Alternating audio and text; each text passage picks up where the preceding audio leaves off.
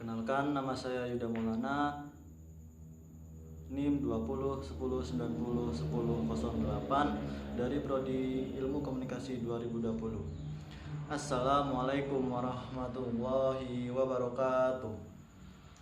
Innal hamdalillah nahmaduhu wa nasta'inuhu wa nastaghfiruh wa na'udzu billahi min syururi anfusina wa min sayyiati a'malina may yahdihillahu fala mudhillalah wa may yudlilhu fala hadiyalah. Ashhadu an la ilaha illallah wahdahu la syarikalah wa ashhadu anna Muhammadan abduhu wa rasuluh la nabiyya wa la rasula ba'da. Qala Allah ta'ala fil Qur'anil Karim, a'udzu billahi minasyaitonir rajim. Bismillahirrahmanirrahim. Ya ayyuhalladzina amanu taqullaha haqqa tuqatih wa la tamutunna illa wa antum muslimun. Wa la taqum minkum ummatun yad'una ilal khairi wa ya'muruna bil ma'rufi wa yanhauna 'anil munkar wa ulaika humul muflihun. Amma ba'du. Pertama-tama, marilah kita panjatkan puja dan puji syukur kehadirat Allah Subhanahu wa Ta'ala yang telah memberikan kita hikmah dan hinayahnya kepada kita semua sehingga kita diberikan kesehatan seperti saat ini. Salawat serta salam semoga senantiasa tercurahkan kepada junjungan kita Nabi Muhammad Sallallahu Alaihi Wasallam yang telah membawa kita dari zaman jahiliyah menuju zaman yang terang benderang seperti saat ini. Ya, pada materi saat ini saya akan menjelaskan tentang iman, ilmu, dan amal. Iman terkait dengan amal. Amal yang praktis itu merupakan tuntutan langsung iman yang spiritual. Tidak ada iman tanpa amal dan sia-sialah amal tanpa iman. Juga digunakan istilah lain untuk menunjukkan eratnya hubungan antara dua aspek ini yang seperti takwa dan akhlak. Tali hubungan dengan Allah dan tali hubungan dengan manusia. Juga mengarahkan ke pengertian itu ialah keterkaitan dengan sholat dan zakat. Serta dari sudut komitmen kejiwaan, takbir, bacaan Allahu Akbar di awal setiap sholat dan taslim, bacaan Assalamualaikum pada akhir sholat. Tapi masih ada satu lagi bentuk kesadaran kaum muslim yang bersama dengan kesadaran keimanan dan amal perbuatan membentuk segitiga pola hidup yang kukuh dan benar, yaitu keilmuan. Seolah mengenai antara iman dan amal itu dari suatu segi, sebagaimana ibadah juga mengenai antara keduanya dari segi yang lain. Ilmu adalah bentuk kesadaran yang juga amat sentral. Ya, iman. Secara bahasa, iman itu berarti pembenaran hati, kemantapan hati, atau kepercayaan.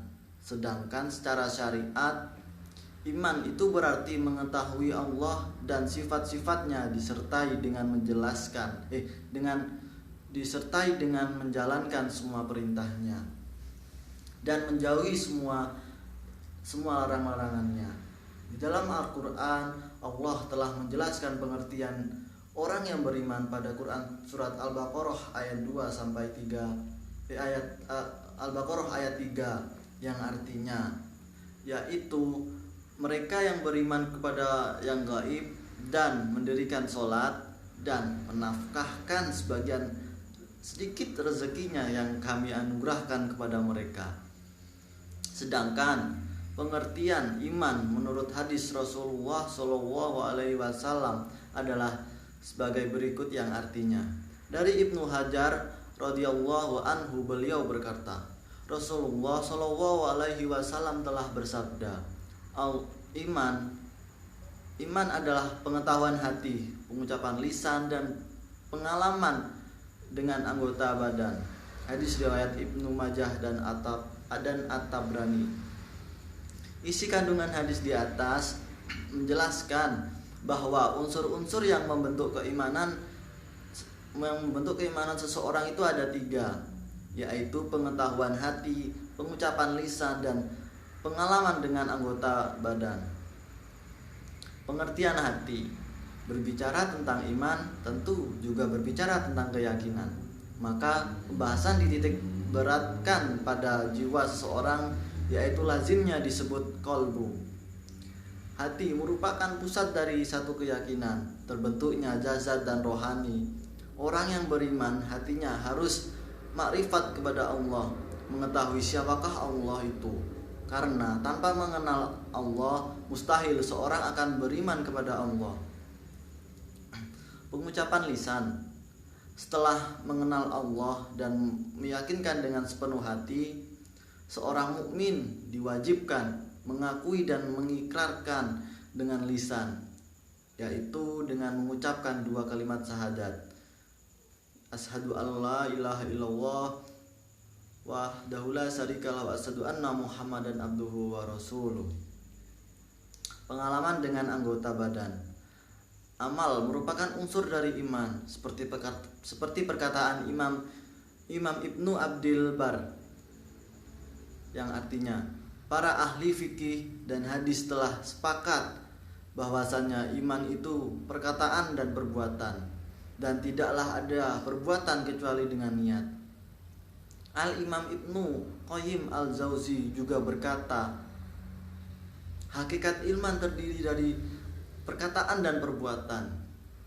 Perkataan itu ada 2. Yang pertama perkataan hati, yaitu i'tiqad, dan perkataan lisan, yaitu perkataan tentang kalimat Islam, atau disebut juga dengan mengikrarkan syahadat.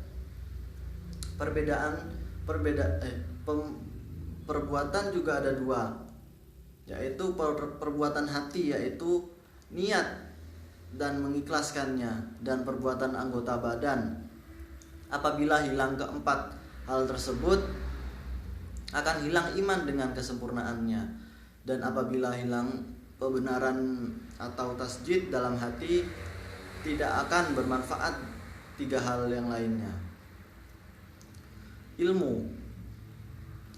Ilmu merupakan kata yang berasal dari bahasa Arab yang berarti tahu atau mengetahui. Terlihat dari banyaknya ayat Al-Quran yang memandang orang berilmu dalam posisi yang tinggi dan mulia, di samping hadis-hadis Nabi yang banyak memberi dorongan bagi umatnya dan untuk terus menuntut ilmu. Dalam Al-Quran, kata ilmu dan kata-kata jadiannya itu digunakan lebih dari 780 kali. Yang ini bermakna bahwa ajaran Islam sebagaimana tercemin dari Al-Quran yang sangat kental dan nuansa yang berkaitan dengan ilmu, sehingga dapat menjadi ciri penting dari agama Islam. Allah Subhanahu wa ta'ala berfirman dalam Al-Quran yang artinya, Allah meninggikan beberapa derajat tingkatan orang-orang yang beriman di antara kamu, dan orang-orang yang berilmu diberi ilmu pengetahuan, dan Allah mengetahui apa yang kamu kerjakan. Ayat di atas ini dengan jelas menunjukkan bahwa orang yang beriman dan berilmu akan memperoleh kedudukan yang tinggi. Keimanan yang dimiliki seseorang akan menjadi pendorong untuk menuntut ilmu. Dan ilmu yang dimiliki seseorang akan membuat dia sadar betapa kecilnya manusia di hadapan Allah, sehingga akan tumbuh rasa kepada Allah bila melakukan hal-hal yang dilarangnya. Hal ini sejalan dengan firman Allah yang artinya, Sesungguhnya yang takut kepada Allah di antara hamba-hambanya hanyalah utama, yaitu orang yang berilmu. Di samping ayat-ayat Al-Quran yang memposisikan ilmu dan orang berilmu sangat istimewa, Al-Quran juga mendorong umat Islam untuk berdoa agar ditambahkan ilmunya. Dalam hubungan inilah konsep membaca sebagai salah satu wahana menambah ilmu menjadi sangat penting, dan Islam telah sejak awal menekankan pentingnya membaca, sebagaimana terlihat dari firman Allah yang pertama diturunkan, yaitu Quran surat Al-Alaq ayat 1-5, yang artinya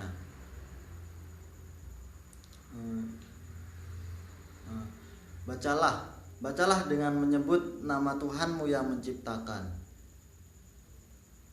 Dia telah menciptakan manusia dari segumpal darah. Bacalah, dan Tuhanmu lah yang Maha Pemurah, yang mengajarkan manusia dengan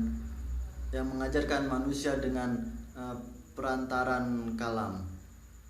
Dia mengajarkan kepada manusia apa yang dia mengajarkan kepada manusia apa yang tidak mengetahuinya. Ayat-ayat tersebut jelas merupakan sumber motivasi umat Islam dan tidak pernah berhenti menuntut ilmu untuk terus membaca, sehingga posisi yang tinggi di hadapan Allah Subhanahu wa taala telah tetap terjaga, dan berarti juga rasa takut kepada Allah akan menjiwai seluruh aktivitas kehidupan manusia untuk melakukan amal soleh. Dengan demikian, tampak bahwa keimanan yang dibarengi dengan ilmu akan membuahkan amal. Sehingga Nur Kholis Majid menyebutkan dalam keimanan dan amal perbuatan terbentuk dari segitiga pola hidup yang kukuh ini, seolah-olah mengenai antara iman dan amal. Keutamaan ilmu. Yang pertama, ilmu itu menyebabkan dimudahkannya jalan menuju surga.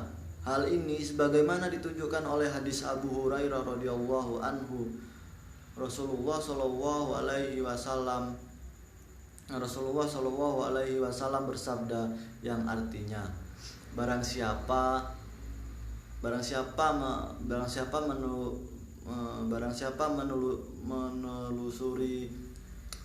yang menelusuri jalan untuk mencari ilmu, Allah akan memudahkan baginya menuju surga. Ya, mungkin cukup sekian yang bisa saya sampaikan. Bila banyak kesalahan, saya mohon maaf yang sebesar-besarnya. Nun wal qalami wa ma yasturun, fastabiqul khairat. Wassalamualaikum warahmatullahi wabarakatuh.